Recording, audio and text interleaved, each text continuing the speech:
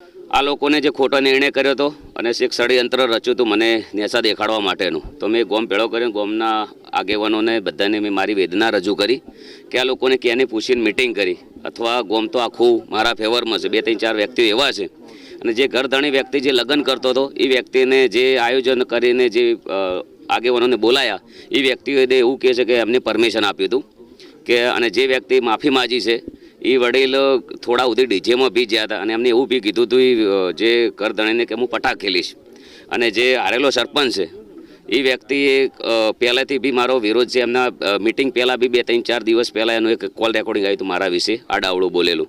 તો એ 2-3 વ્યક્તિઓનું એક ષડયંત્ર છે મને પાડવા માટેનું. તો એ બરાબર છે, ગોમ મા બાપ છે અને ગોમ રાજા છે, ગોમ કરે. કદાચ ગોમે આવીને મને કીધું હોત અને કે તમે આ નથી મોને, કદાચ ગોમને મેં એવું કીધું હોત કે હું તમારું માનતો નથી કે આવી રીતના, તો ગોમ જે કરો કદાચ ગોમનું કેવું હું ના માનું તો એ લોકો બહારનાને બોલાવી શકે. તો આ મનનો જે પોતાનો નિર્ણય છે એ લોકોને લીધો છે, અથવા હું થોડો સક્ષમ છું બોલે એવો કોઈ બી બીજો વ્યક્તિ હોય તો, અને સમાજ એક મા બાપ છે, સોરું કસૂરું થાય માવતર ના થાય. અત્યારે તો ગોમ આખું મારા ફેવરમાં છે. મારું કહેવાનો મિનિંગ એ છે કે મારા ગોમની આબરૂજી છે. આ લોકોને ગોમની આબરૂની ધજાગરા બનાવ્યા છે ભેળા થઈને, 2-3-4 જણા ગોમના, 1-2 આજુબાજુના ગોમના, અને મારી પણ આબરૂજી છે. તો મને પણ ન્યાય મળે, અથવા આ લોકો ઘણું ટોર્ચર ને આવી રીતના બધું કરશે. હમણે મને સમાજ બહાર કાઢ્યો છે, એક બંધારણ છે પાટણનું તૂટી ગયું છે ને કોઈ જ્યું નથી.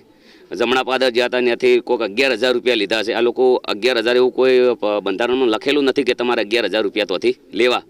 તો ખોટા પોતાના નિર્ણય કરે છે. એક સમાજના છોકરાને દબાવવાની વાત કરી રહ્યા છે અને એક મારું રોજગારી છીનવાની પણ વાત કરી રહ્યા છે આ લોકો.